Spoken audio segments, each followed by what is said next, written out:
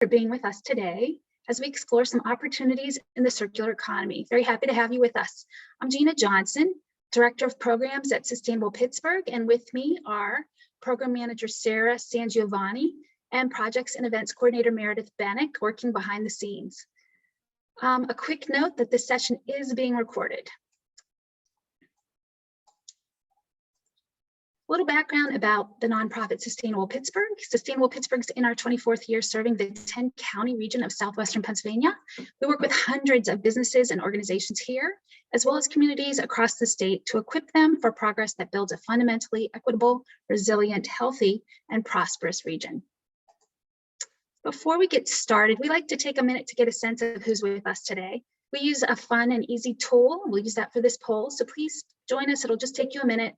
If you are able to go to menti.com and enter the code you see at the top of the screen here, 25173353. We'll put that in the chat as well.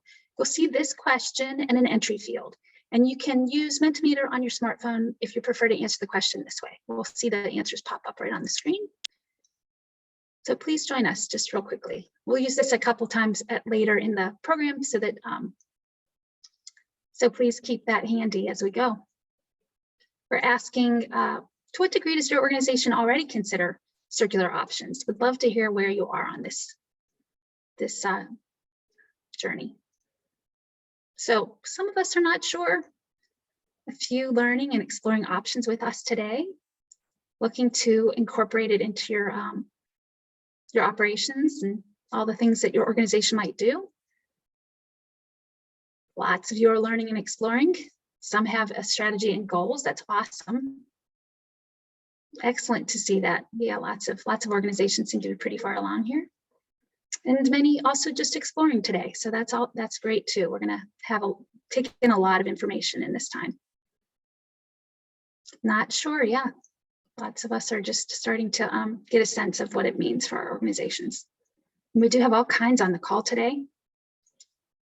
So look forward to having a lot of engagement from you to ask questions and help inform each other. Learning and exploring options, many of us, yeah. So great, we've got a lot of organizations at different places here. Thank you very much for sharing that.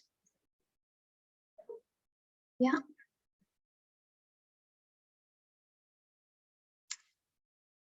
So that's great.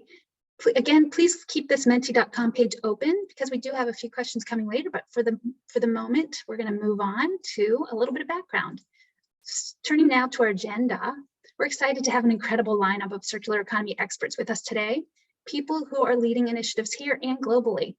To start, Mike Gable, who's on the screen here, is with us to give us his perspective on the transition to a circular economy. We'll talk to him in just a minute. Next, we have two great panel discussions I hope that you'll all participate in. Ian Rosenberger and Vivian Luke will lead a panel discussion with John Holm and Peter Peralt on why this transition requires systems level change. And then we're really happy to have John Avolio and Rebecca LaCour with us to describe how their companies are transitioning to circular strategies. Look forward to addressing your questions during each of these panel discussions, so please put them in the Q&A box throughout this webinar. In addition to our expert presenters, we want to thank our sponsor, Covestro LLC, for helping to make today's event possible. Okay, now let's get started with a little context. You probably know that a circular economy seeks to move from a take, make, waste, linear economy to one in which there is no waste. This is a major shift, but it's an essential one, because producing the things we use daily through our linear economy uses more than the earth can sustain, it wastes valuable resources, and it contributes nearly half of our greenhouse gas emissions. So not only does a circular economy offer a more sustainable model, it also appropriately values materials, creating huge economic value. Among benefits of a circular economy, producers have the opportunity to realize cost savings, strengthen supply chains, reduce greenhouse gas emissions, and gain competitive advantages. For cities and regions, circular food systems, building practices, and mobility make for more livable communities.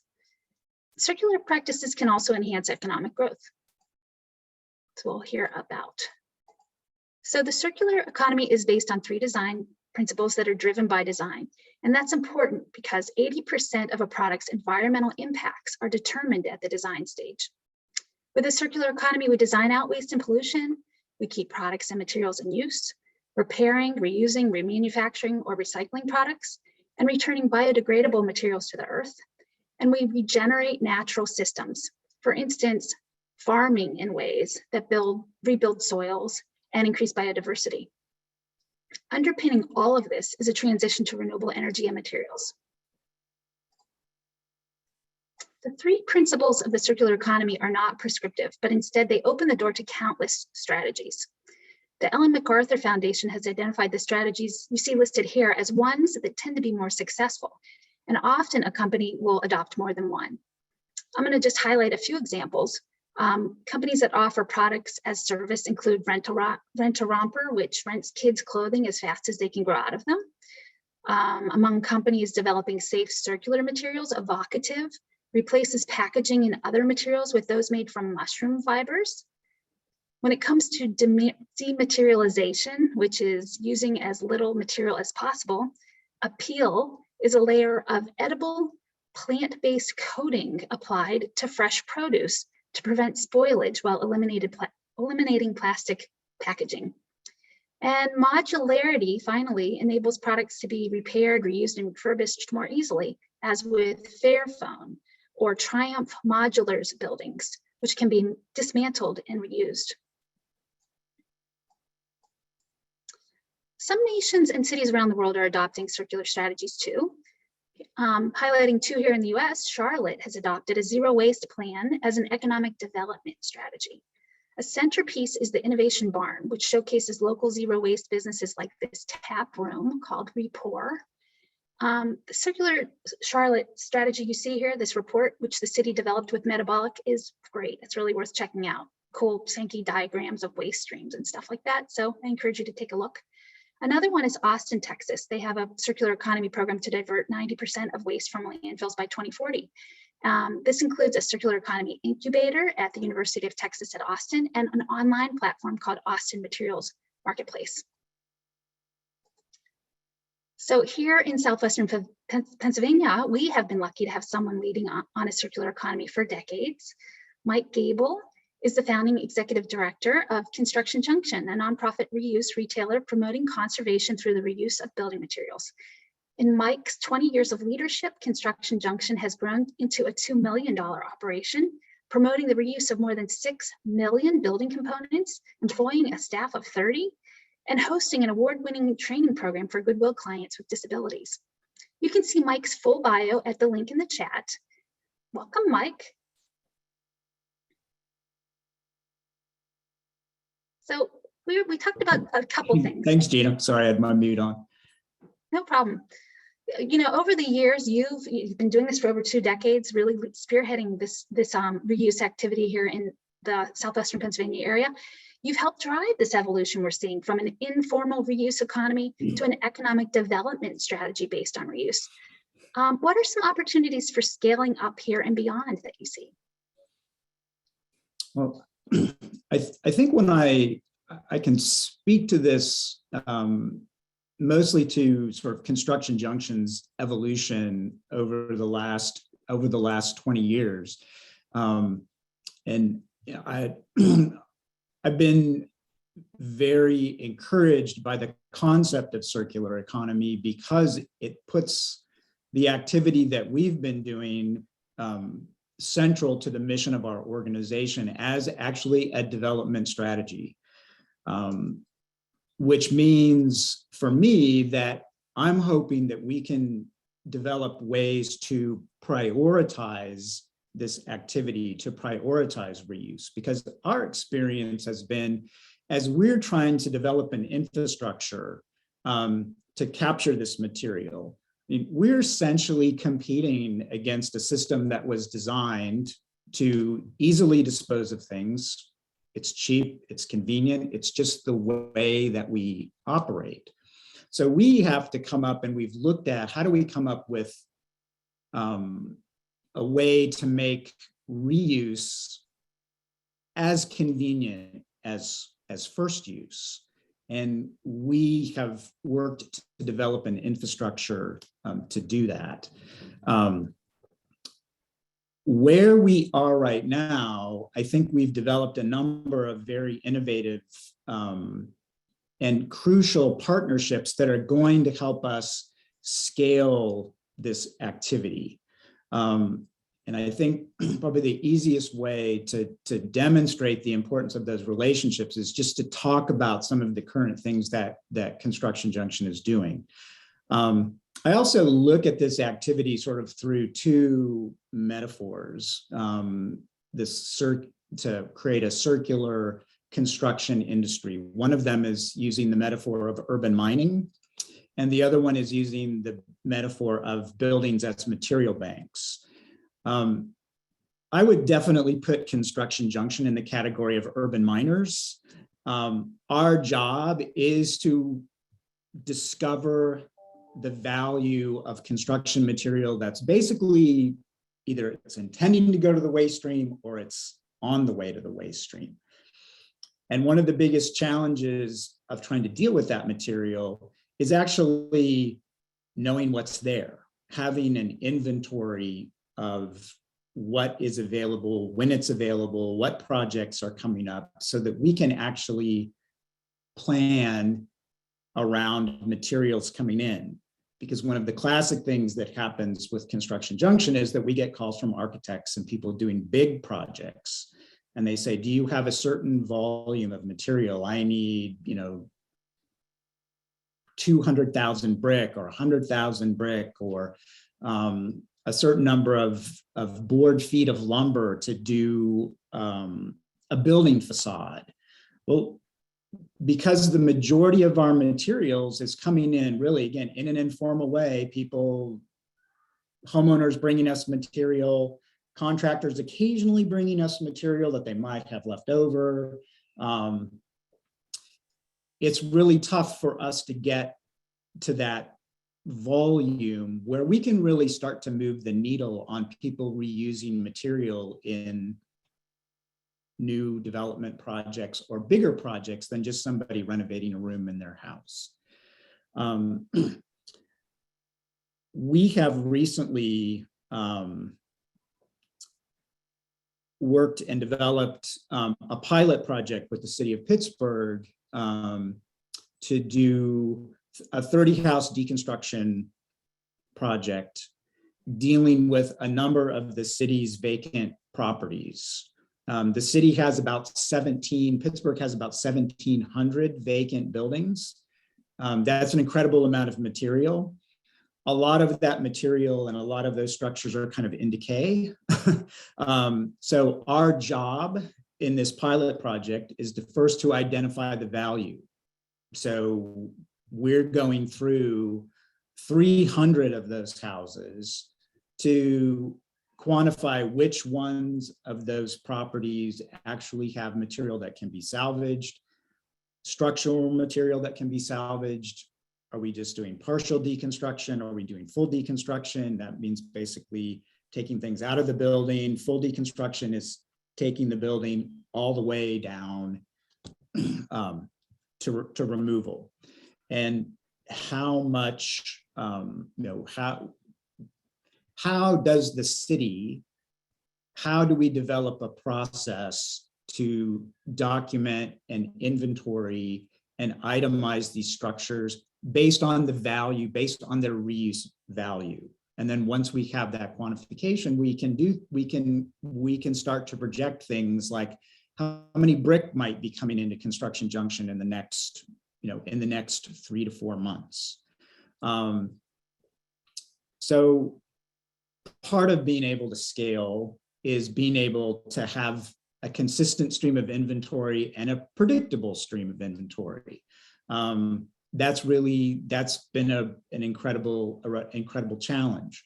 The partners that we need to be able to scale this opportunity, we obviously need the city to be involved. We've been trying to get access to these structures for a long time. The city passed an executive order last year saying that this is going to be a priority. So they have the power to demonstrate and prioritize reuse of materials in these buildings. So the public sector plays an incredible role in this. Also, the public sector has that opportunity to say, if you're applying for a building permit, do you need to document or have somebody come through your building and do a salvage survey, so that you're actually prioritizing with an expert what in that building could be reused, so that you understand before you start the project, what is the value of that material in that project. So the public sector plays an incredible role in this. They can also do procurement if they're doing development of their own properties, or they're doing renovation of their own properties. They can specify reused materials, because again, we need that market driver to make investments in capturing this material. We also have a role for the private sector. We're not going out and just doing this deconstruction ourselves. We're actually partnering with private demolition contractors to train them in what materials have value, how are those materials removed to maximize value. So a lot of this activity, capturing things in the waste stream, is very, very labor intensive. And we need to figure out ways to pilot these things to minimize the risk of the investments that you need to make in the labor component, in the transportation component, in the storage component, in the actual inventory, the marketing, the sales of all of this material. If we're going to scale this activity, we have to solve all of those supply chain issues, and Construction Junction can't do it by ourselves. So we need to come up with innovative ways to partner with the private sector. So right now we're also partnering with Michael Brothers Dumpsters on a vinyl, PVC and vinyl siding collection program, because in order to get it to the recycler, we need to transport it in volume, and we can't collect enough volume, but we can add to the value that's being collected at a transfer station where a lot of this material is coming in. So we need to come up with those kinds of innovative strategies between nonprofits and for-profits and the public sector, because we all have a role to play. On the labor side of things, we work, you mentioned in your intro, the Goodwill Job Training Program. We also have other training programs that we work with to train people to do deconstruction and salvage. Those populations are a lot of times hard to employ, re-entry populations. We're able to leverage grant funding to help support the job creation that goes and captures that reusable building material that then we can bring into Construction Junction and get out into the marketplace. In order to scale this kind of activity, cooperation, partnership, government involvement, doing these things strategically. The value of doing a pilot project is, we need to see what works. We need to see what doesn't work before we decide we're going to flip the switch on potentially a new regulation. There have been some misfires on deconstruction ordinances in other parts of the country that kind of weren't tested. So really, to get to that scale issue, we need a lot of cooperation. We also need to aggregate these materials on a regional basis. Because most of what we're doing, when we look at what's the inventory of used building materials, we're essentially looking at all existing buildings, right? So how do, all those things are potential. We don't know when they're coming down. We don't know what's in them. Urban mining provides a tool to be able to take those, to inventory those kinds of materials and again, help with some of that predictability. We're partnering with the organization called the Reuse Corridor, which is getting organizations, probably there's about 35 or 40 of them, through West Virginia, into Ohio, into Pennsylvania, where we're trying to partner to aggregate our materials so that we can provide reused materials at volume. Thank you. Are doing so many things to make a difference here and really advance the circular economy for our region. Thank you so much for sharing that overview. And I really appreciate you talking about how local, private, and governmental organizations can support this shift. And I think that that's a really nice segue to our next segment, where we're going to talk about kind of that system level change that's necessary through exactly the ways that you're trying to lay the groundwork. So thanks, Mike. Thanks so much for being with us and for all that you do. With that, I'm going to go ahead and introduce Ian Rosenberger and Vivian Luke, who are going to be moderating this really awesome panel discussion that we have coming up next. For Ian and Vivian, as well as with all of our presenters, you can find full bios in the link in the chat. I'm going to go ahead and introduce them. And as the founder of Work, First Mile, and Dayal, Ian Rosenberger is an expert on the global transition of supply chains and retail brands to sustainability, circularity, and equity. Under Ian's leadership, Work, First Mile, and Dayal have redirected over 200 million plastic bottles from landfills and the oceans, and implemented programming that is helping several thousand people pull themselves out of poverty. I think we're pretty proud of what's going on with all that Ian and Vivian have been leading here from Pittsburgh over the years. Vivian Luke is the executive director at Work, which supports waste collectors in Haiti, Honduras, and Taiwan to recycle plastic and earn a dignified income. These recycled materials, once destined for oceans and landfills, are then sourced to First Mile member brands and Dayal to be processed into consumer products that deliver a social, environmental, and financial impact. And with that, I'm going to hand it over to you, Ian and Viv. Thanks, Gina. Hey, Gina, thank you so much. Hi, everybody. Welcome. And it's really good to see some names here that I recognize from my time working in Pittsburgh, and to see Mike and some other friendly faces here on the call as well. It's great to be here and great to be here to talk about circularity. I'm actually dialing in from India, where we're working on a waste assessment and working with a brand and a couple of municipalities to think about circularity at a large scale. So timing is completely perfect, and exciting to hear about what's going on in Pittsburgh, and to bring this conversation to the Pittsburgh area as well. We will introduce our speakers in just a bit as well. We're excited to have Peter Perot, the director and head of circular economy with NL North America, and our friend John Holm, who's the vice president of strategic initiatives at Pixera Global. Together, we've been working on a really exciting initiative that I will let John reveal and talk about in just a little bit. But to get started, I'm going to ask Ian to share a little bit about our work across our three organizations, and I'll dive a little bit more into our work specifically with on social impact at the very first mile of waste supply chains. Sure, thanks, Viv, and it's really good. Peter, thanks for joining us, and John, it's great to see you. Thanks to everybody who's joined. We're so excited to be here. We love talking about circularity and sustainability, and we love it even more when we can talk about it in our home city of Pittsburgh.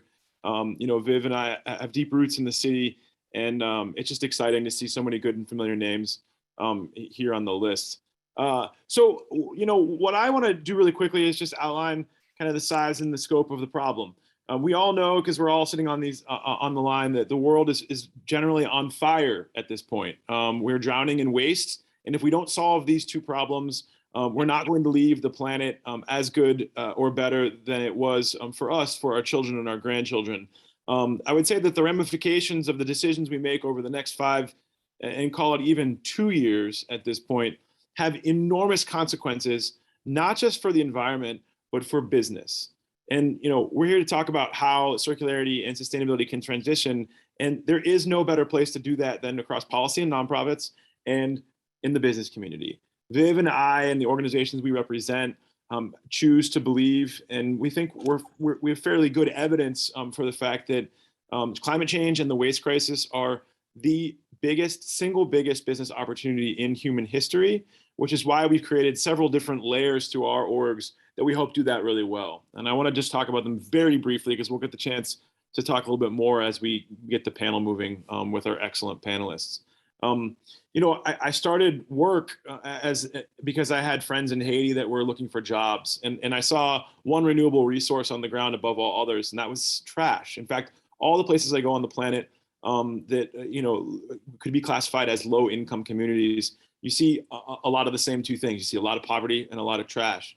So I started work in order to just help put my friends into jobs, because there aren't a lot of jobs to go around in those places.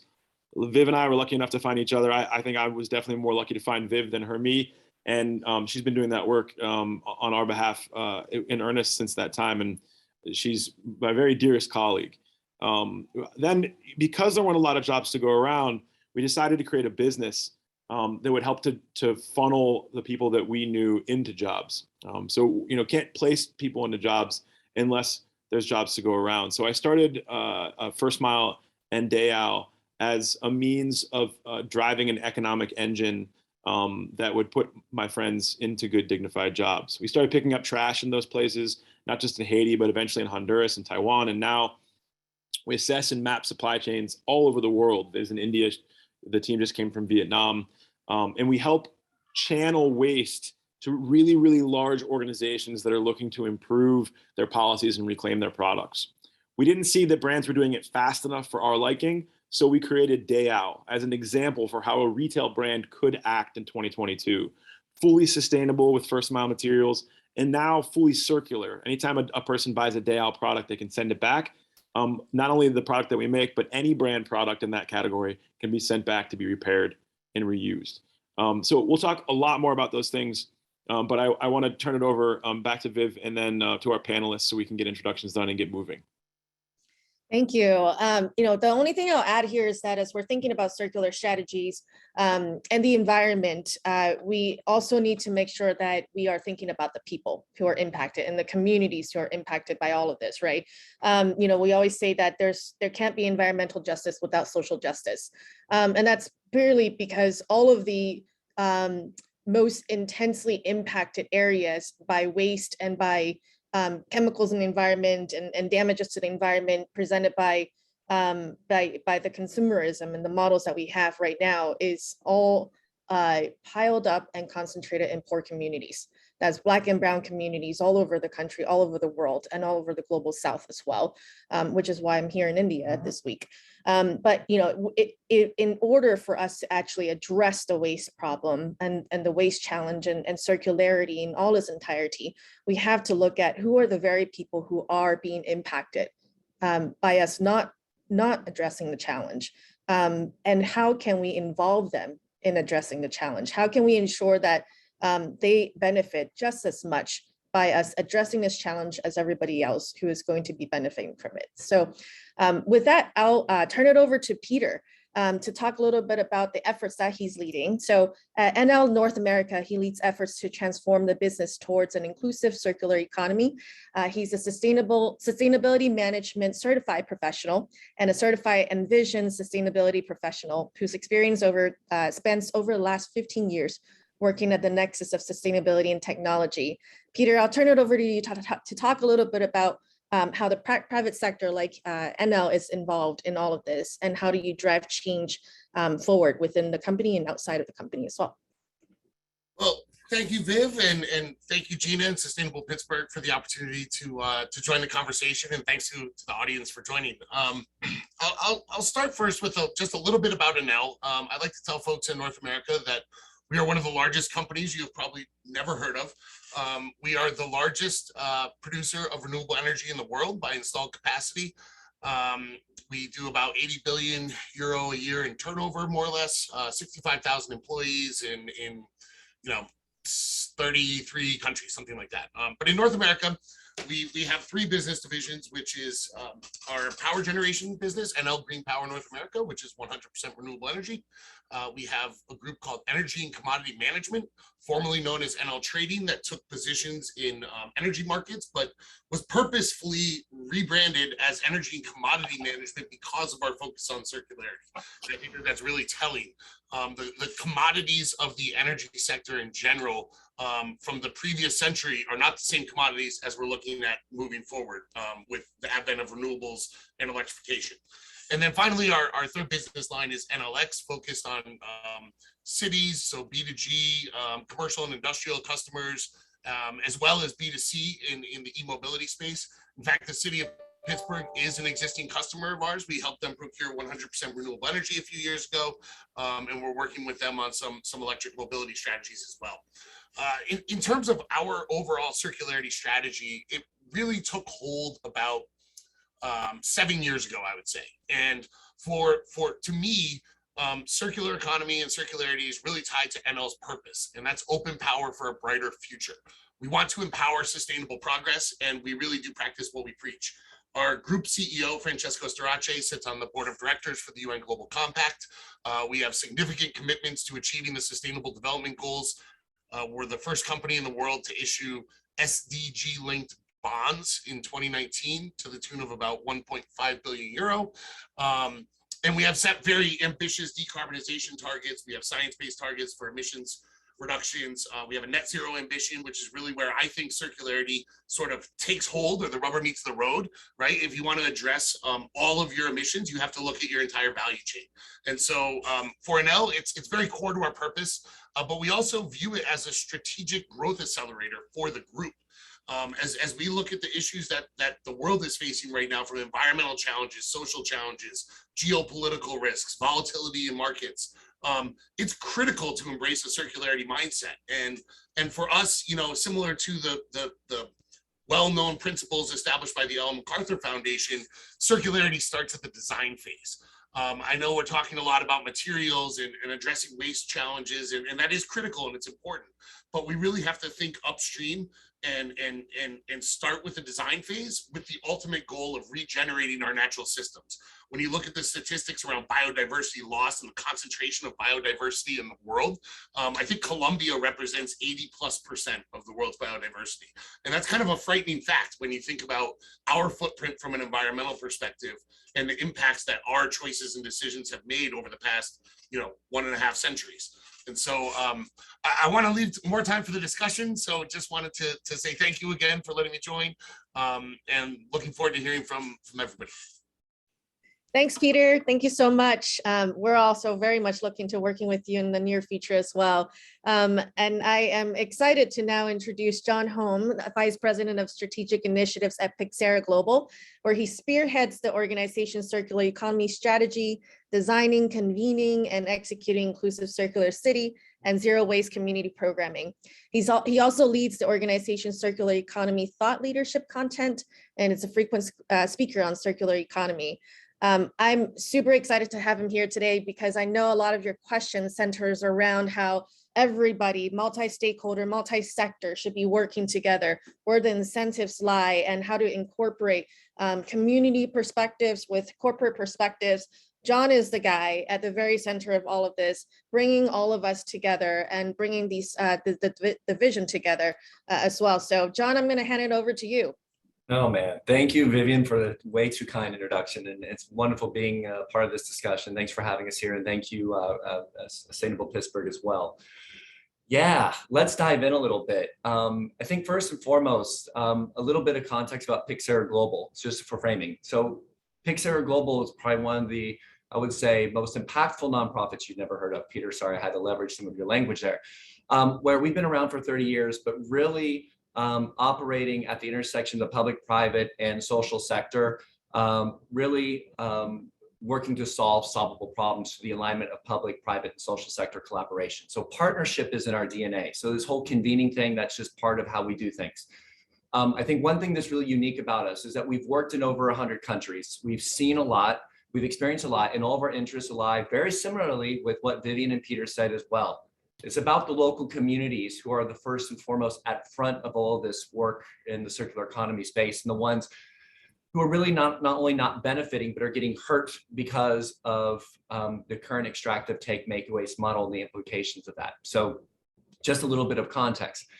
In our circular economy work, I think one thing that's really important here is to first take a look at that definition. Reuse, reduce, refill, repurpose. Well, indigenous populations have been doing this for years, for centuries. Only in the last 10 years has this term become popular, circular economy. I want to first start by asking the question, why is that? Question that a little bit. Think about, why is this now synonymous in every conversation we're having in this space? It's great that the timing is here, but as Ian said earlier, we're jumping off a cliff right now, and not many people are really talking about that. And that I just want to bring back to the forefront. We're facing a huge humanitarian crisis right now. If we continue on our current state, we're looking at least 3 to 6% a 3 to 6 degrees Celsius increase in our climate by 2100. Even if we meet all the commitments that all the private sector is stating that we're going to do, that'll get us to 3.2 degrees Celsius. That's not acceptable. Combating that, as Ian mentioned earlier, is the waste issue. And when you look at the waste issue and how much waste we're procuring, but not doing anything with, it's alarming. So when you look at the current state right now of the circular economy, we find most of the work around, and bear with me for a second, around packaging and around recycling. But I just want to bring some insight to this. The Circularity Gap report that just came out in 2021 gave the following information. The world right now is 7.6% circular, down from 9.1% in 2019. So all this talk about recycling and sustainable packaging and how we're coming together, question the science and question the reason of why we're not doing that when the science is telling us we're not, and find solutions for that. So when we hear this group here talking about community interests, I think it's critical at this moment to align the best and brightest of the public, private, and social sector together, representing the local community's voices to solve these problems. We really, really make sure we have to do that. And so in our work at Pixar Global, what we're doing is just that. We're looking at the circular economy as being a holistic transition away from the take, make, waste, extractive model into profitable business strategies that are restorative and upstream, that represent the voices of those historically marginalized, to put them at not only at the table, but really to take ownership of this transition. And so when you hear about Ian and Viv's work, what I'll say with working with them is that they do that in a way I've not seen before, on the ground in some of the hardest markets, and really understanding that at the baseline of what these people go through and lifting them up and raising them up. But the system itself is not designed to lift these people up. The system is designed to push down. And what we're trying to do with the great work that NL's doing, First Mile's doing, Metabolic is doing, many of you are in metabolic space, is trying to reposition that to lift up and save our resources, not to extract it to death. Hope that helps, Viv. No, We lost you out there. that's great, John. And I think maybe Viv's having some connectivity, but really well outlined. And Peter, thanks so much for giving us the insight into Nell. John, the thing that I'd like to hear more about that you're up to at Pixera is this concept around circular cities. Our work together deals in low-income communities, deals with multi-stakeholders, and not a lot of people know that that waste and trash and recycling is one of the largest global employers on the planet, where the vast majority of the people making income are not earning a living income or a living wage. But a lot of the work that we're starting to transition to as partners is around this concept of circular cities. How can the city that I live in become more and more circular? There's lots of organizations involved in circular cities. Like why so many different partners, and why are there so many different partners that are important to that effort? It's a really good question. I think let's start of the question, why cities? I think it's really important to highlight that when you look at cities across the globe, there's this big push for cities to really start making commitments to updating infrastructure, waste management infrastructure, put in procurements and policies related to sustainability and waste reclamation in a positive way. What we see though is that when you're looking for the circular transition, policy is necessary to do this. You cannot do this by pledges. So I think one key thing when we look at Ian, especially is circular is local, right? And so all the local contexts are different. And our work that we do together collectively in Ghana, which we're getting ready to start in India, we have to start at the bottom to be able to get our way to have credibility in those places. But in other places like Amsterdam, you're seeing that the government is flush with money and can invest in doing the right thing. And you have the EU Green Deal, which actually incentivizes product as a service models, right? Or the servitization of business flows. In the United States, what's challenging, let's focus on the US for a second. Not only is the legislation not really incentivizing, it's actually anti-circular in many cases. Yet the citizens around are not really doing much to really figure out how to really change that and move it the right way. So in partnership with Metabolic, what we've been able to do is look at is, Gina mentioned earlier, Charlotte, they mentioned some of those other cities, Boulder, that have gone through this. We see cities right now in the United States really having a desire to do this, and some are progressing quicker than others. California, everybody goes, well, that's California. California is different. Well, California is different because the governor and even some of the Republican senators and the Republican party members there are for circular economy. You're seeing it move quicker because the enabling environment allows it to move quicker. So what we're trying to do and what we see, Ian, is that in the cities we're operating in, we're trying to meet the appetite of these city stakeholders, but also provide solutions to them. Number one, not to make it just about sustainability and waste management, but to broaden it more to economic development opportunity and also engaging those historically marginalized communities in each of those cities to be at the table in a real authentic way.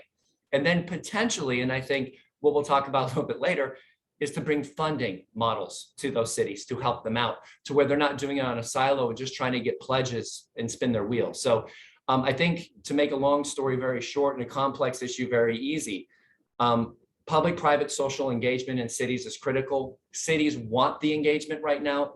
They're craving it, but they don't have the necessary manpower, resources, and money to be able to do it the right way. And so there needs to be some solutions to help that out.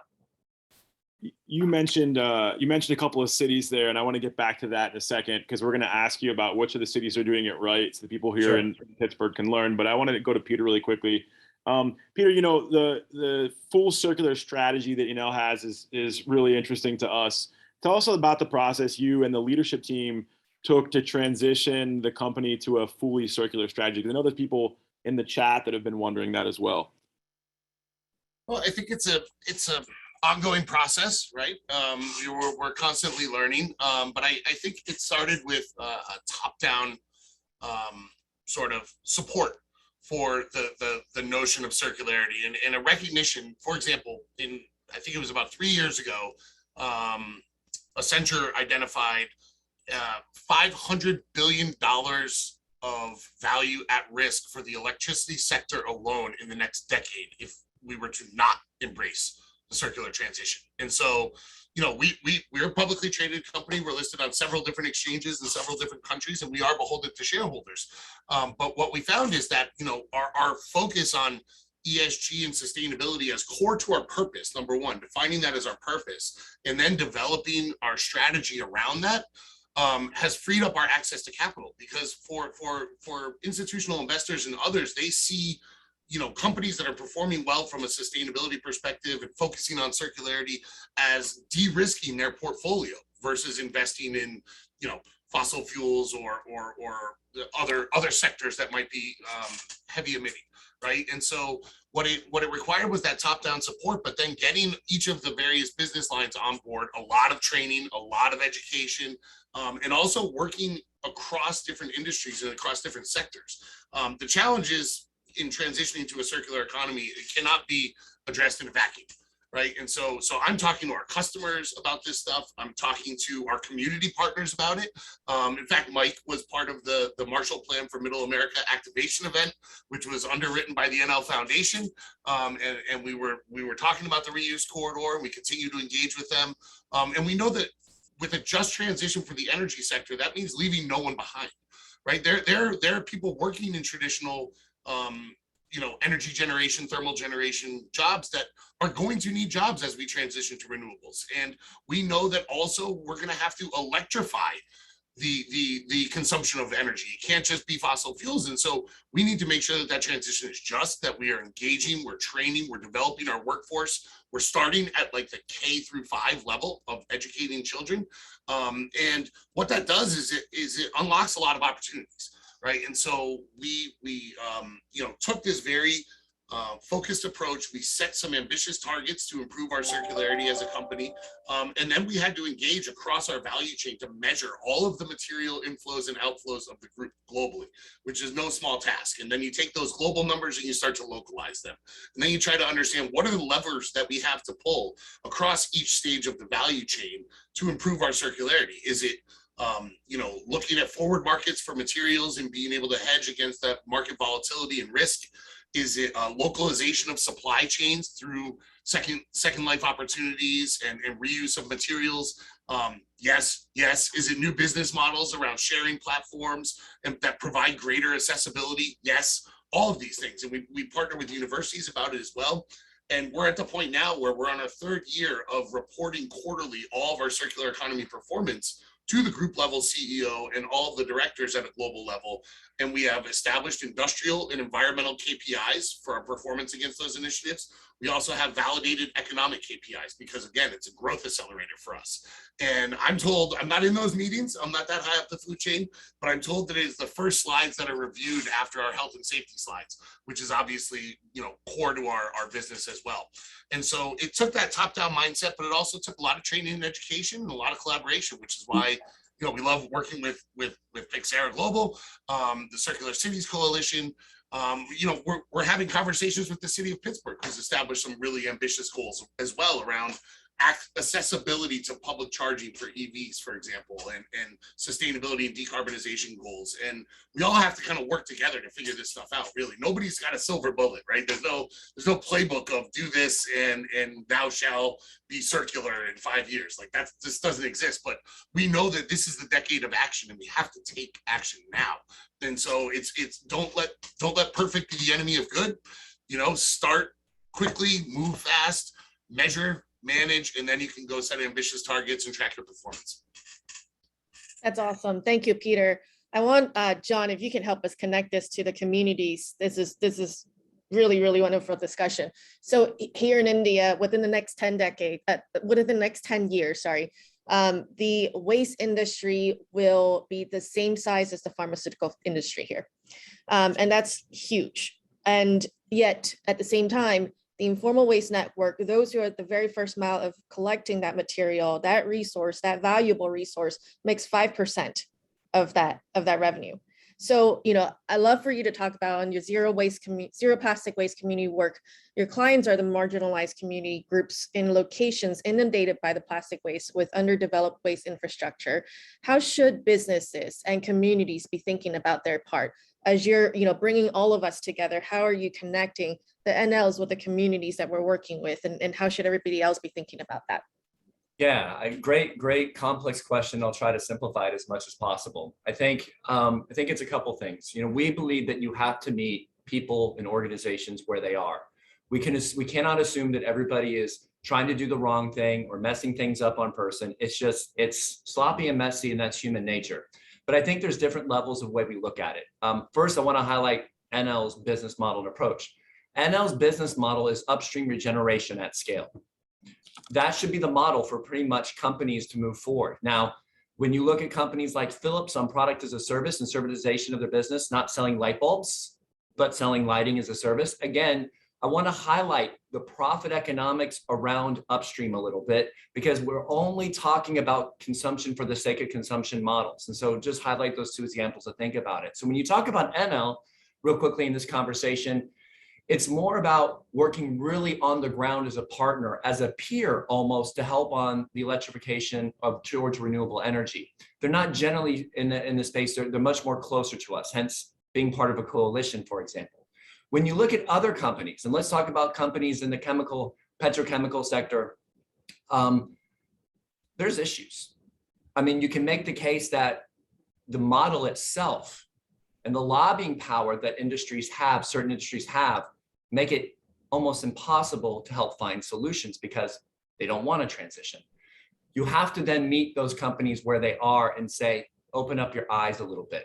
And so when you're looking at waste collectors, Viv, first of all, again, it's this north-south view. Most of the waste problems in the world is caused by Europe and North America, right? That's where most of the waste is generated. It's not coming from the global south, yet all of our waste is going into those shorelines and seeing those people. I think people here, it's not because they're mean or not spirited. They haven't seen it. They've never felt it. They haven't walked in your shoes. I think a lot of the things that we have to do is paint a picture for private sector going, one, here's the ramifications of the work that you're doing. Here's how you can help. Give them an opportunity to lead in and positive intent and try to fix a system. And then two, innovate in the system. So when you're looking at waste collectors, as you know very well, control the supply chain. I mean, we see that. There's so much value that they have locked in their head of what waste is good, what is bad, what is valuable, what is not. It's amazing. What we need to look at with these companies is try to lean in and say, don't just look at this as a DEI check writing issue. Look at us. Here's a public relations event. We're saving the world. All of us on the call don't aspire to do that. How can they look at those waste collectors as more of a supply chain for good? Invest in that supply chain for good, make it richer, make it better, invest in the people to where they can be sustainable themselves. And then also look at creating true commodities of waste. I want to address somebody in the comments say, can we please stop referring to waste and trash? Well, I want to say this, not all waste is created equal. Some waste is characterized with true commoditized value. Aluminum, for example, can be recycled over and over and over again. It has a higher value of waste. Certain plastics, it does not matter what you look at. It doesn't matter the technology you can bring to it. It's really expensive to recycle and really to try to close the loop on. So when you're looking at waste streams itself, you identify those companies that really want to really move forward, really try to do something unique and invest in their good faith, and then hold them to be accountable for that good faith. And that's what we try to do every day in our work, all of us collectively. I think that's really well said, John. And I think you do a good job always of outlining the carrot. Like, how do we engage with brands in the right ways to get them to do the right things? And ultimately, I think Viv and I think this really deeply, but, I think the majority of big brands out there are not just exploring this, but are dipping their toes in the water. Unfortunately, like I said, toes are not enough right now. We got to jump into the water with both feet. So before we go to questions from the group, Peter, I want to know what the stick is. What do we do if John's talking about the carrot? What's the stick? We know that if we switched, like I'll use energy as an example. If we switched entirely to renewable energy, it would only cover about 55% of greenhouse gas emissions. So how do we make that 100%? What is it? What do we need to do to ensure that happens? Well, I'm going to credit our good friend Gary Cooper, founder and CEO of Reaply, based in Chicago, for highlighting a statistic in the report that John mentioned earlier, which is if we were to globally double our circularity, so from 7.4 to 14.8, global emissions would be reduced 39%. So that 39% plus your 55%, you're almost 95% of the way there, right? So that's one thing to keep in mind. Another statistic that I would raise is that the CDP, formerly known as the Carbon Disclosure Project, which is one of the largest voluntary emissions reporting institutions, if you will, outlets globally for publicly traded companies, has estimated that scope 3 emissions, meaning indirect emissions, not from purchased electricity, but from upstream and downstreaming in a corporation's value chain, are on average 11.4 times as high as organizations' direct or indirect emissions from the smokestack, the tailpipe, or purchased electricity. And so for us, as I said, circularity is addressing our net zero ambition, and we think that that's where the rubber meets the road. We believe electrify everything, right? We have accelerated our divestment in coal thermal generation, and we will be out of coal 100% in the next 5 years. We do see natural gas as a transition fuel. However, we are pursuing only green hydrogen projects. Hydrogen is another alternative that we have, right? And so when you think about those statistics, scope 3 emissions, upstream and downstream activities representing 11.4 times that of your scope 1 or scope 2, renewables is like a foregone conclusion at this point. The business case is made. Levelized cost of energy, we know it pencils out, right? That's why we've embraced this strategy for years now, over a decade. But I think that the stick also comes in a couple different forms. Back to your question, Ian. I remember Peter Graff was the chief sustainability officer at SAP probably over a decade ago. And he was at a big global conference and he said, I'm going to ask the heretical question. When are we going to stop doing business with fossil fuel companies? Right? SAP, second largest software company in the world. And this is what Peter was thinking about decades ago. For Enel, we engage with our value chain in meaningful ways from an education perspective, but we also have levers in our procurement process. I mean, one renewable energy, utility scale renewable energy power plant in North America could cost upwards of $200, $300 million for us to develop, right? That's a lot of money we're spending to buy a lot of equipment with a handful of manufacturers. So we have sustainability criteria that we've defined, which you can look at as carrot or stick. Either meet these requirements or we're not going to do business with you.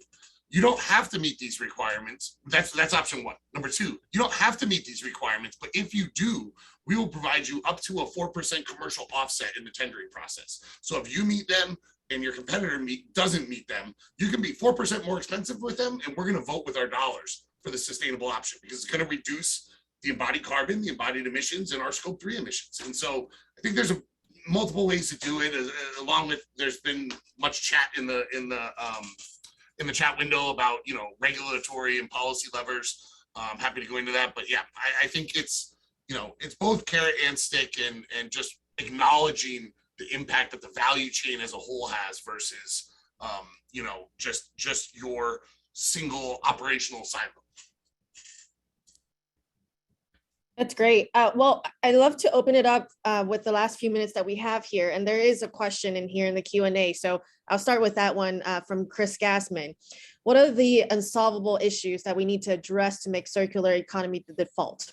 The way everyone is speaking, the business case and implementation models are clear, but what is needed to accelerate and scale over the biggest blocks? Peter, John, and Ian, I'll open it up to you guys for an answer. Oh, Ian, you're muted. Yeah, I'm muted. I haven't given an answer, so I'll take a crack at least kicking us off on this one. Yes. I think the biggest issue that we find every day is that we are not giving these brands enough cover to make mistakes on the journey to sustainability. I'll use an example from our work. The work that we do involves a lot of things like child labor, predatory lending.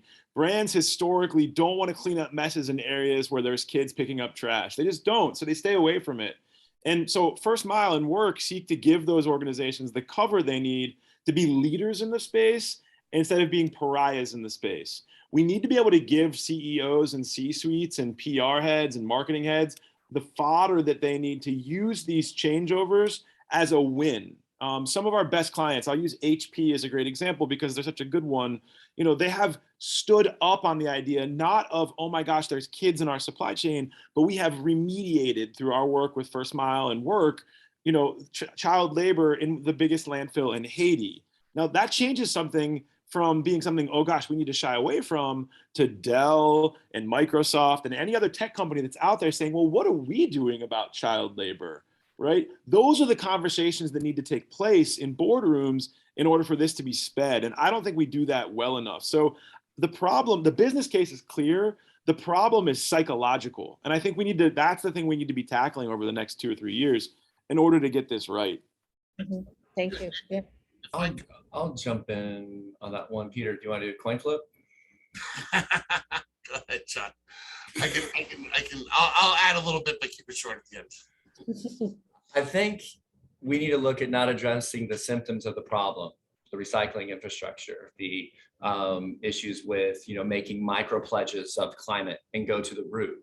And that means if we work in a capitalist system and the world is dominated, whether it's a liberal democracy and around the world, we really got to look at the root problem. And that is, what are profitable business models that private sector can do to transition themselves to regenerative regrowth strategies, light speed?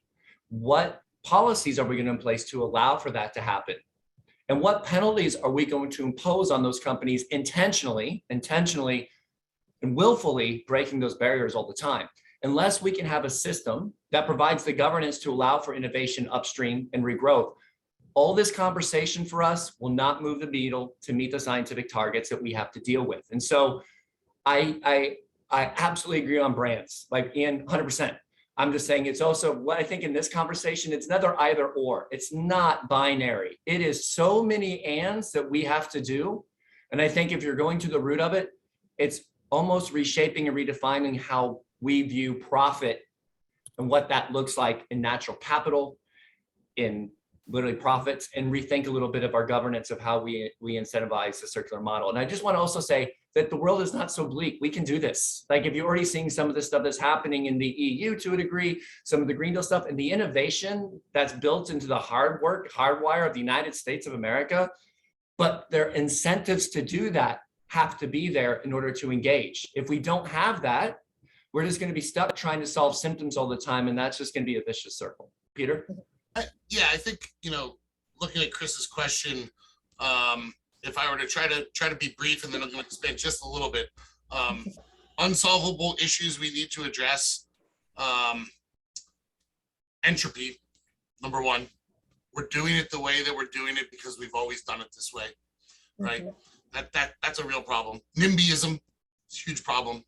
Yeah, I want to address that. I want renewable energy, but not in my backyard, right? Or that's someone else's issue to deal with. I would say lack of education, but that's completely solvable, right? We know that. But pulling on what John said, it is multidisciplinary, multi-sectoral. John Englander, who's a scientist with the International Sea Level Institute, said years ago, and this really stuck with me, the term climate change is not specific enough. It terrifies people, number one, but it's also not specific enough. You've got issues around energy and GHG emissions. Then you've got issues around water, weather, temperature, ecology, biodiversity, right, which impacts disease and food. And you've got rising sea levels, which occurs naturally, whether you've got all these emissions or not. And so we have to start to parse those things out and sort of tackle each of them, but in a holistic way. Because if you try to do it in a vacuum, if you try to do, address a disease and food security issue without considering energy, water use, ecological biodiversity, you're gonna fall short. If you're gonna try to address a just transition for the energy sector without addressing environmental justice issues, you're gonna fall short. And so there's a lot of complexity that I think has to be sorted out. But to me, the holistic approach is the only way that we're gonna solve these currently unsolvable issues, right? And being able to quantify things in a manner that makes sense, whether it's public health, reduced health costs associated with clean air in our cities. I mean, that's huge, right? But people tend to talk about these things in silos instead of opening their eyes to what the broader challenge really encompasses. Thank you, Peter. That's great. And on that note, I know we're running out of time here, and we've got another segment.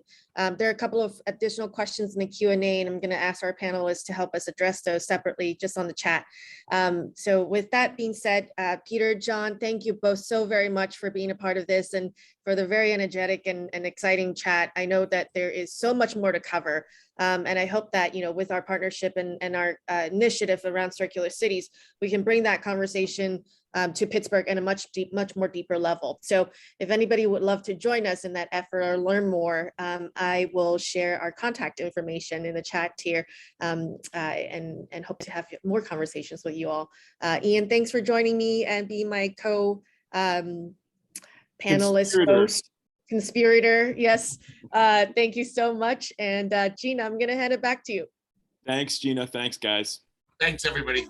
Thank you. Gosh, thank you all. Thanks, Viv and Ian, for leading. Thanks, Peter and John. Really love how you've challenged us all. Thank you so much for that. We're going to move to our next segment. I also appreciate the questions in the chat, so keep them coming. Really nice dialogue there. Really happy now to have two corporate leaders sharing how their organizations are shifting to circular strategies. Again, please check out their full bios at the link below in the chat. We are really happy to have John Avolio, the value chain manager at Nova Chemicals polyethylene business. He works closely with brands and retailers to help them meet their sustainability commitments through collaborations with plastics converters and Nova Chemicals' deep expertise in applications development. John's technical expertise ranges across markets, including food and beverage packaging, heavy-duty sacks, and e-commerce and other secondary packaging. Also inviting Rebecca L. LaCour to join us here on screen, Director of Sustainability, Corporate Social Responsibility and Outreach and Engagement at Covestra LLC in North America. Rebecca is responsible for devising new models that apply the company's commitment to sustainable business practices and the UN SDGs to its social programs, philanthropy, community relations, and sustainability initiatives.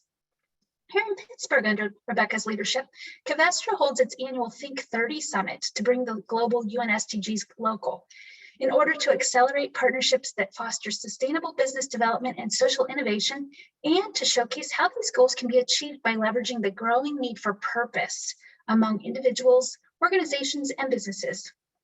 So I'm going to just invite, as John and Rebecca get us started by giving us a few minutes of overview about their work, I invite everyone out there to please put questions for them in the Q&A box. We will cover as much as we can in the remaining time. John, can you start by giving us a brief overview? Yeah, absolutely. Thank you very much, Gina. I really appreciate the opportunity to join the crew here today. So Nova Chemicals is a large multinational corporation whose sales and marketing team, as well as HR, logistics, and finance is based here in Pittsburgh.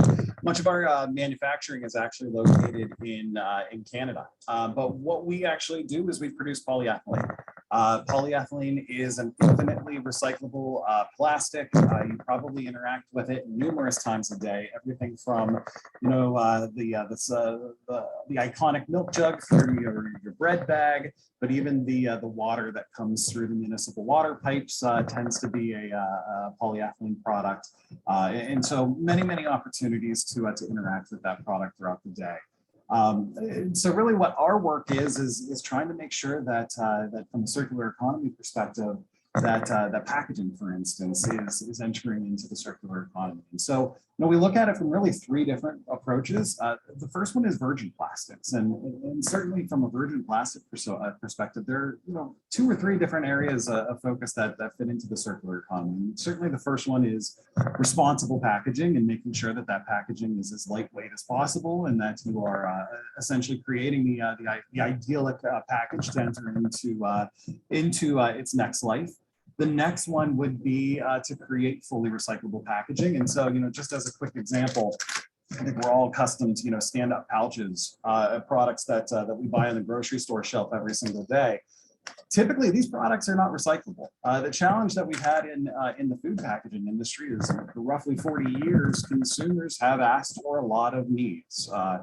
Shelf life extension, clarity, the ability to see through into your packaging, rigidity, that product to be able to stand either in the refrigerator or on the pantry shelf. Up until recently, circular packaging or full recyclability was not necessarily at the top of the list of what was being requested. And so this is an area that we are absolutely trying to spearhead and trying to innovate. And so, one of the quickest and easiest things to do is convert it over into a fully recyclable structure. And so this is a fantastic example of a company, Stella and Chewy dog treats, that very easily was able to transition over into a fully recyclable structure. And thankfully that package does have the How to Recycle logo, which is certainly industry known as being the authority for giving the instruction to consumers on recyclability. The other area that we're starting to focus now is also on recyclable resins, or post-consumer resins, excuse me. And so this is a new area of focus. So I think there was a lot of discussion in the last segment on brand owner, quick service restaurants and retailer sustainability commitments. And this really is going to be what charges, much of our work in the industry for the next 5 to 10 years. And so, what do you see across the gamut of retailers and brand owners? It's to create fully recyclable packaging. So again, we're working on that aspect, but to incorporate back in PCR resins or recycled resins into that packaging. And so that is a major area of focus for us as well. From an industry standpoint, there is going to be a gap as we charge towards 2025 and 2030 of what the commitments are versus what is available. But we're trying to certainly minimize that gap as much as possible and spearheading some innovative new areas in the area of FDA compliance, for instance, for these PCR grades. And last but not least is what what is known as advanced recycling. Some others call it chemical recycling, and this really holds a lot of excitement for the future. And this is really taking waste and or landfill even and converting it back to the molecules and then rebuilding a polymer off of it. And so I always liken it back to, the final scene in Back to the Future when Doc takes, the banana peel out and puts it into the Mr. Fusion and is able to fuel the DeLorean. But it's very similar to that. And that tomorrow's landfills likely will be the gold mines of the future for simply the molecules and the value that those molecules have to be able to build future packaging off of them. So a lot of excitement happening in the corporate world. We're certainly investing millions of dollars in order to create these circular systems, and really excited to be with you today to talk through some of those opportunities. Cool, very exciting, John. Thank you. We'll turn it over to Rebecca now. Love to hear a little bit about your work at Covestro. Sure. Thanks, Gina. Thanks for having me. So I'm probably going to say a lot of things that you've heard already, but I hope to touch on some new things as well. Just to give you a little bit of background on Covestro, we're a B2B material science company. We have more than 16,000 employees around the world. We do make plastics. We traditionally in the past have used fossil fuels for our feedstock, but we want to be fully circular and climate neutral. And we're doing a lot, setting aggressive strategies to move in that direction and to replace a lot of our current processes and technologies. We have embedded sustainability fully into our business, into our innovation strategy, and we were an early adopter of the UN Sustainable Development Goals.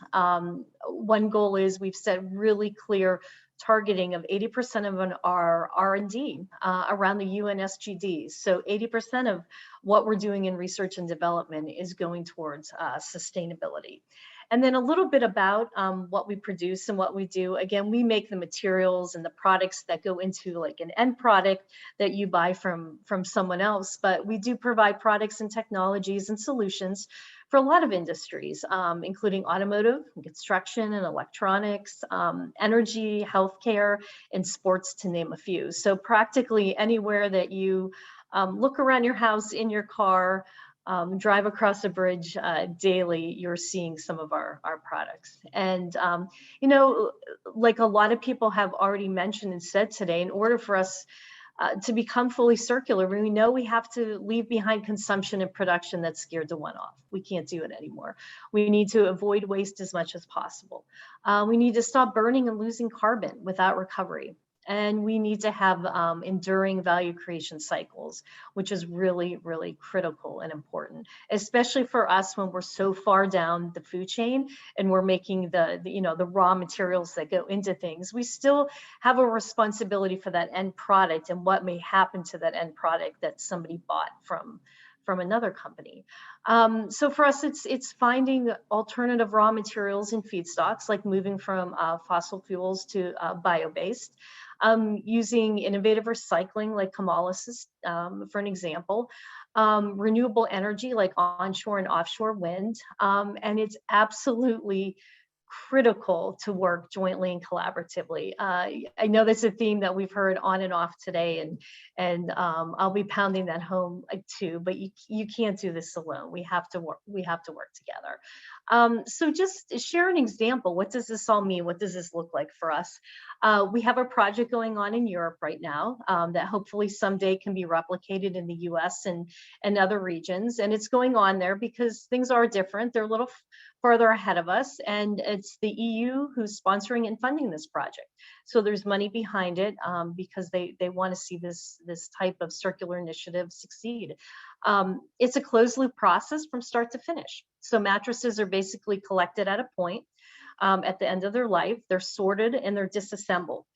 And then Covestro has a plant that we have there, a facility that receives back the foam that was in the mattresses, and we process it back into foam and raw chemicals that can be put back into a new mattress. So it really, truly is circular. But this is where the full value chain collaboration is key. We need the end users who aren't our customer to return old mattresses. This is This is not just working across a supply chain and doing things different. This is changing consumer, all of our habits. This is, going from taking an old mattress we're not using anymore and putting a tag on it, setting it on our curb for trash pickup. This is about taking the time to understand and get the mattress to a collection point so it can be put back into this circular process. And here in the US, we do have a collaboration with the Mattress Recycling Counseling to do a lot of that innovation around end-of-life processes and education and finding better collection points and transporting old and used mattresses as well. But something I wanted to spend some time on, because we haven't talked about this yet today. This is really about educating the future innovators and collaborators. How do we do that? I mean, I see it right now that we live in a model where we all sit around and we talk about challenges and problems and then possible solutions. Absolutely necessary and important, but we need to get to a point where there's not even a problem to talk about. Let's innovate differently from the beginning and eliminate these challenges. And that's why Covestra was excited to be collaborating with the University of Pittsburgh on the Covestra Circular Economy Program. This is something we felt was critical to the future success of this. It's a graduate level program built around 3 pillars of research and academics and a circular economy innovation hub. So what does this look like? It's built around the engineering school. It's providing academics that looks at design different, futuristic design. It's research. It's looking at all these, what are some existing linear products and processes and how can we make them more circular?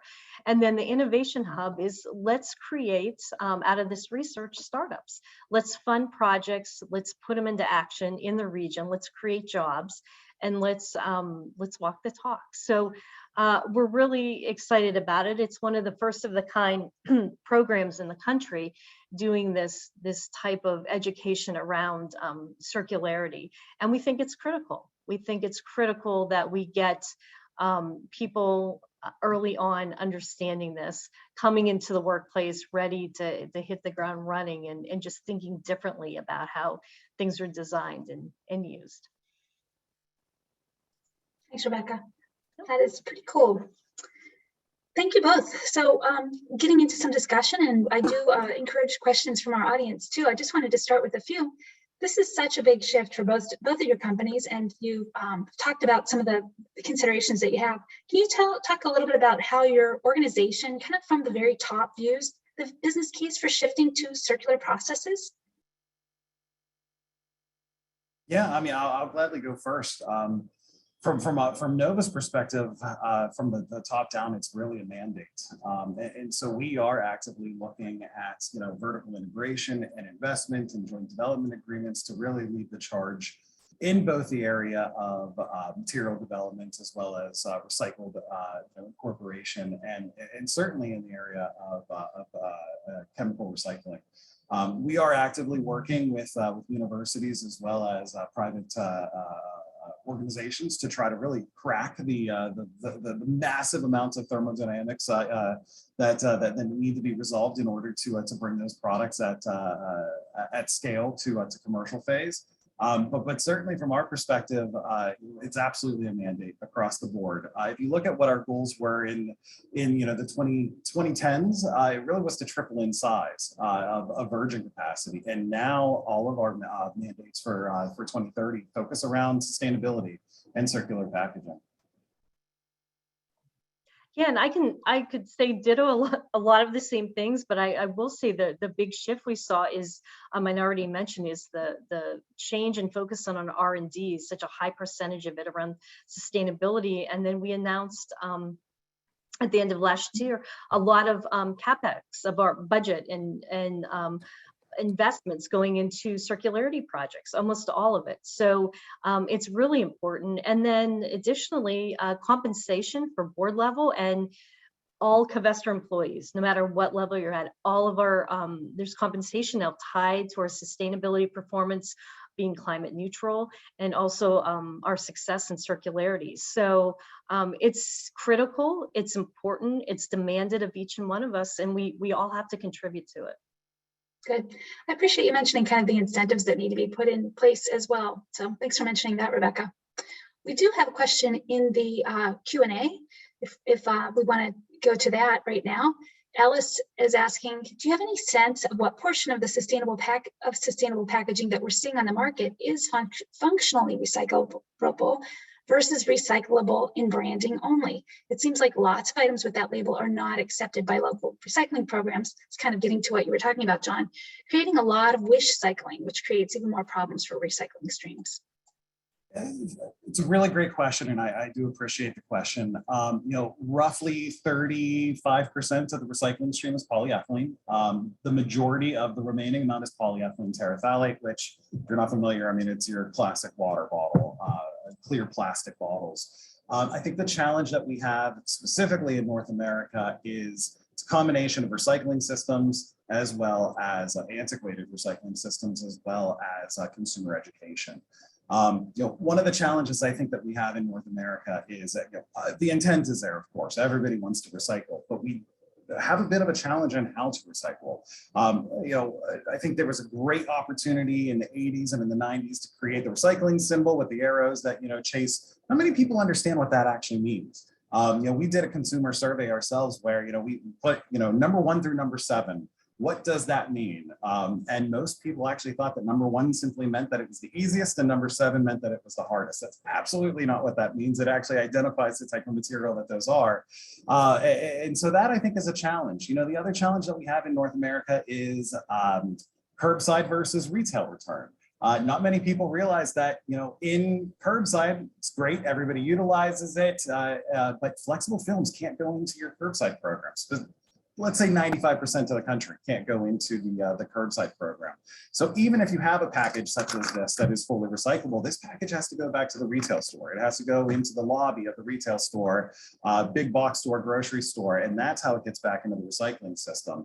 Unfortunately, what happens is without that education, we have a great population of folks that put that into the curbside recycling bin, which essentially creates contamination and essentially creates a challenge for the recyclers to get that great material that needs to go into the system back into the circular economy. So I think that there's a lot of opportunities throughout the entire value chain in order to maximize recyclability. And I think, Rebecca, you mentioned earlier, closed loop opportunities, I think is another really fantastic project. So, these opportunities where it's either the retailer or the quick service restaurant, let's say, collecting those products on their own and finding the pathway back to the material supplier, for instance, to get it back into the stream and be able to achieve everybody's target. So certainly a challenge, and one I think that the industry is certainly working towards.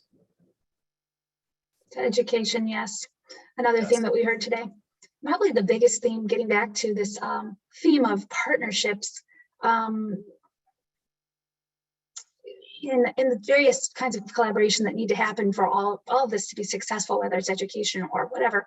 I wondered if you could speak a little bit more to, all of the collaboration that's necessary and how you're seeing that, and kind of what you see is necessary going forward. John, I know you mentioned kind of how some of your, the partners, customers that you work with have their own goals for 2025 or 2030, driving their relationship with you, what they need in terms of their plastic requirements and so on. And Rebecca Covestro, probably like Nova Chemicals, has been very involved in your industry working on collaboration. So maybe if you could both talk a little bit about that would be great. Yeah, I'll start there. I think that we need more cross-sectional collaboration, and I think we need more, for lack of a better explanation, inclusive collaboration, and I'll explain those. So I think all of us are working, like you mentioned, Gina, across our industry. We're working with up and down our supply chains. I think it was Peter that mentioned earlier too about putting stipulations and incentives and telling people we won't work with you unless you can, A, B, and C. We're part of a program called Together for Sustainability, and we our suppliers and those across our supply chain are audited. And we won't work with people that don't have, don't meet our expectations for sustainability and hopefully soon for circularity as well. But I think we also have to work, across like competitors. We have to work, I'll go back to Pitt as an example, just generally in academia too. So this program is a program in engineering, but our hope is down the road that it will be cross-departmental, because we want people that work in finance to be part of this circularity program and to understand their role in it, and for others as well. And then to get back to the inclusive part as well too, and for those people there that I think some of them on the call that know me, that heard me before, my pet peeve, but we just spend so much time, a lot of times talking about those most affected by all these challenges and problems and how to fix them without including them at the table. And so I think we have to be more inclusive in the discussions as well, and collaborations. I agree with all of those points. I think the only other note that I would make is, innovation doesn't happen in a bubble. Exactly what Rebecca started with, and historically, what you saw in the industry was the resin supplier or the material supplier only spoke with the converter of plastic. The converter of plastic only spoke with the brand owner. The brand owner only spoke with the retailer, and the retailer owned the relationship with the consumer. And in that linear value chain, innovation took anywhere between 5 and 7 years. So when it was developed here, it would take 5 years before it would end up on a shelf somewhere. And so we know that we can't do that any longer. And so that's where those collaborations are really driving success. I mean, we've seen innovation go from starting point to consumer shelf now in 12 months in the creation of those value chain collaborations. So a lot of excitement happening there. But yes, I totally agree with all the other points as it relates to collaboration. Thanks. We have a question in the chat, and this kind of gets to how do we develop the market and recycling processing capacity to recycle all plastics? And I wonder if you could address that, and to what degree is that something that's our focus? From my point of view, I think the most important step is recognition that these plastics have value, and a recognition that there is a value to this material, so it doesn't belong in the landfill. And so as we create opportunities for next future generation of packaging, the value of those products will inherently create a market which will pull from that. I think the struggle that we also have, though, is for 40 years, we've developed packaging that is beautiful, and it is exactly what the consumer wanted, and it was exactly what the brand owner wanted to market.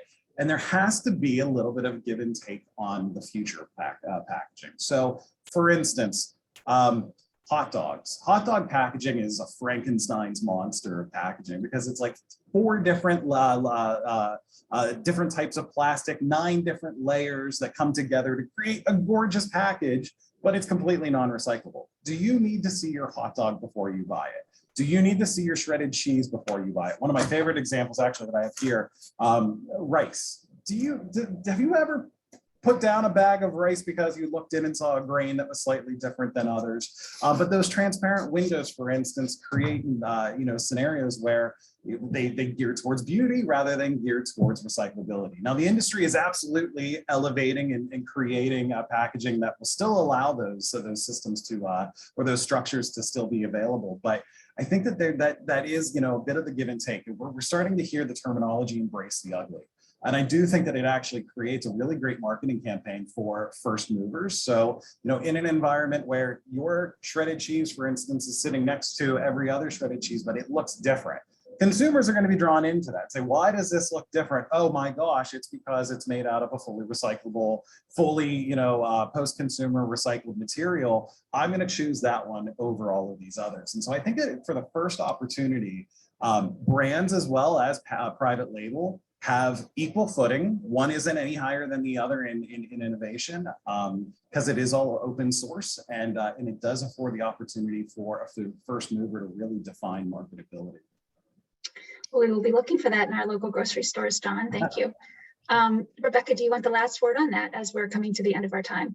I think he's summed it up really nicely. I just want to add to I mean, consumers really have a role in this. I mean, we have to manage, our own expectations. And I admit it. I mean, we have a real focus on sustainability in our household, but when I walk into the store and you look at the food and one looks different or doesn't look as, sexy because it's in some strange packaging you're not used to, you do stop and think for a minute. It doesn't stop me from buying it. But for a lot of people, I think we have to manage consumer expectations. I mean, we complete shift in the innovation, the design, and the presentation. It's the same with it's a whole different topic, but it's the same discussion with food waste.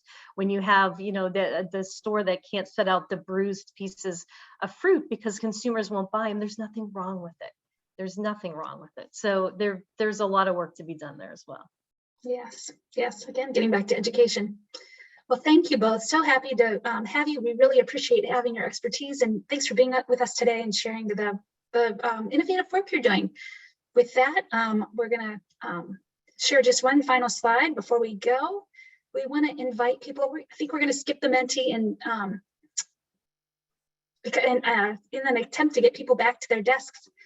Sustainable Pittsburgh is really proud to be relaunching and launching some programs that we hope you will take the next steps on your circular economy journey by participating in one of these recognition programs. Each one is a framework for progress on the circular economy and other sustainability actions relevant for your sector.